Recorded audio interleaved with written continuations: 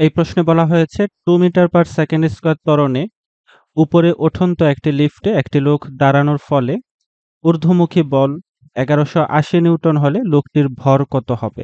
প্রশ্নটির এখন সমাধান করব।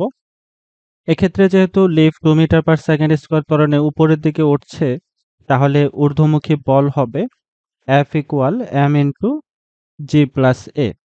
এখান থেকে আমাদের লোকটির ভর বের করতে হবে m। m ইকুয়াল আমরা লিখতে পারি F divided by g plus a। ঊর্ধ্বমুখী প্রতিক্রিয়া বল দেওয়া আছে এখানে 1180 নিউটন।